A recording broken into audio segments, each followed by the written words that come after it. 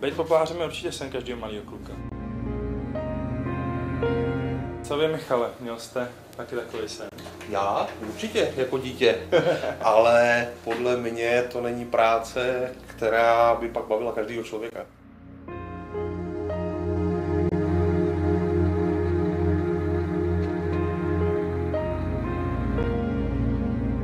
Já se jakým se je to venku, na sluníčku, na mrazu, v létě, v zimě, je to rozhodně práce těžká a konec konců možná se o tom přesvědčíte sami.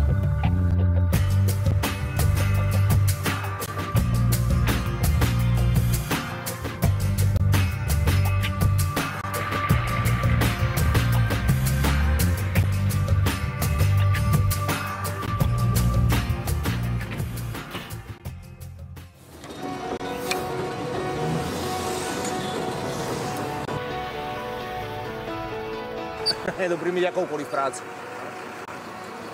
Dneska v dnešní době aspoň něco.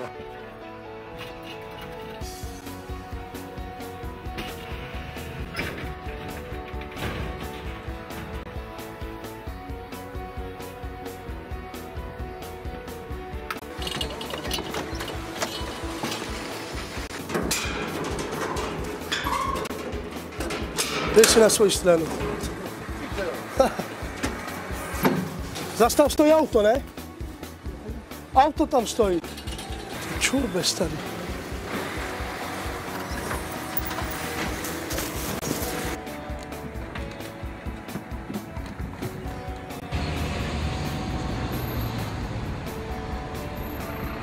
Milane, kolik popelní za den tak máme průměrně, no? No třeba dneska, no. 55. 150, no to ví dobře. No. Je takový navigátor náš.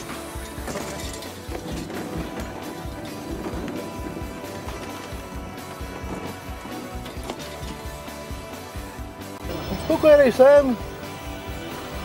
No, tak o 4:30 ráno stávám normálně. Takže mi to jako nevadí.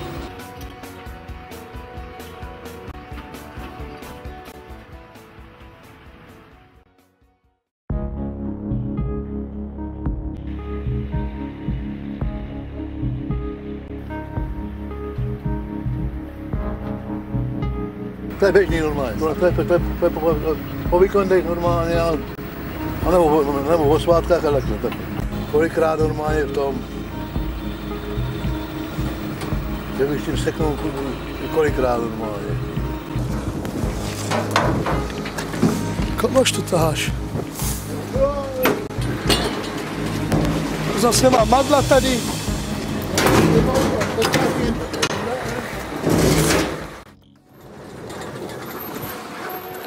Jenom jedno. Kromě ty zákony prostě, jo, zákony pauzy, tak žádnou nedržíme jinou. To děláme furt prostě, no. My tak jsme dělali, já jim do večera, jo. Když jsme na to někde na cigáru. Vlastně tu svačinu musíme, to je jakoby, se musí dělat bezpečnostní pauza. Když se to naplní, tak to vezeme do kuklen. Tam je normálně listovna. Tak samozřejmě, že nejčastěji si lidi myslí, že opravdu přijede jedno auto a nasype to všechno dohromady a potom to skončí na skládce. To vůbec není pravda, my opravdu nesypeme váš odpad na jednu hromadu. Vždycky každý to auto jede a bere jenom jednotlivý odpad. Konec konců proto mají na těch bocích označení, co opravdu ten den vezou a vezou to na třídírnu, vezou to na překladiště nebo na skládku komunálního odpadu, vezou to na třídící linky.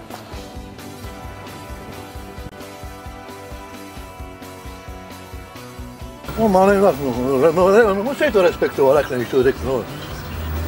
Jak jsem byl na tím náměstí normálně, tak tam si to nenechají nás projet. Tam to je všechno jednosměrka.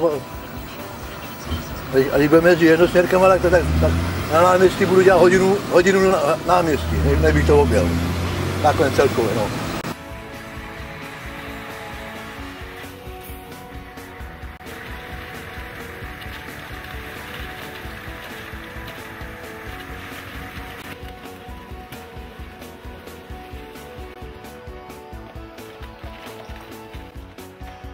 Lidskýma silama se snažíme z toho vytřídit co nejvíce plastů.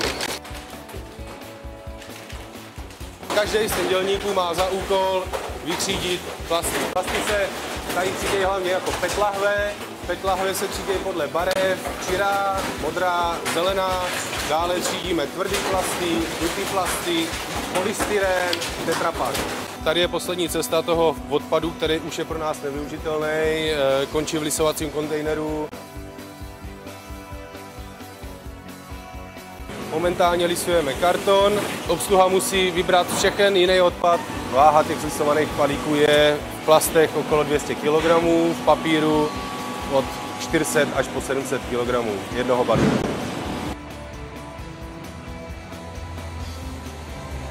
Já třídím, ano. Já normálně papír dávám do papíru a plasty do plastu normálně tam. U nás.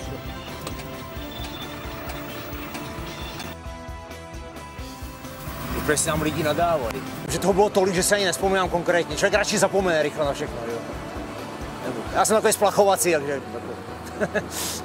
Jo, osobní auta normálně, že se parkují špatně normálně, takhle vy to tam projíždíte normálně na tom, jo.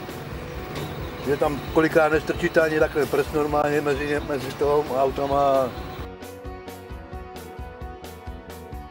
Ty stěžují normálně. Takhle, když oni nesvezou popelnicí, nebo nevyndají popelnici normálně, tak to máme nafilmovaný a jako kanceláři mají důkaz normálně, že venku jako nebyla popelnice. No. Takhle, oni to vytáhnou kolikrát, jako třeba nevím, komunálu, to vytáhnou normálně popelnici, že normálně vytáhnou, když už jste přijel normálně, jo. Ale v tu chvíli, když to auto tam projede, tak normálně tam popelnice venku nebyla, oni mají důkaz na to, že tam ta popelnice u toho baráku nebyla, ale jako to mají důkaz. Tohle auto jezdí na ráno. Jinak většina auto má 2 směny odpolední, ranní. Jedeme dál. To je Mercedes normálně, no. Musíme se postarat normálně, promazat ho normálně, umýt a takhle všechno normálně, no. Má tam prasklý péro normálně, tohle auto se nechá jako dojezdit a dneska by mělo jít do servisu, no.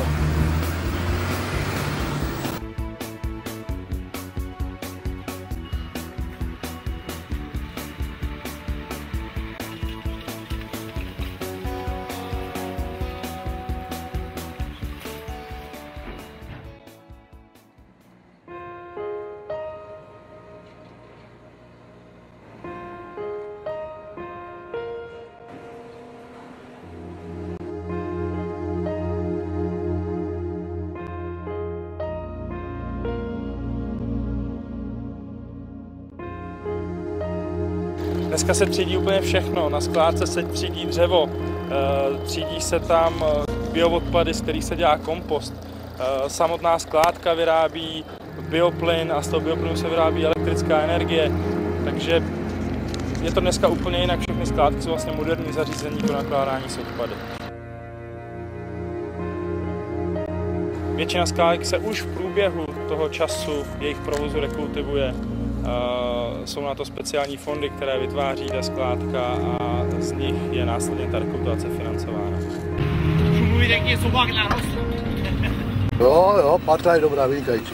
Parta vynikající.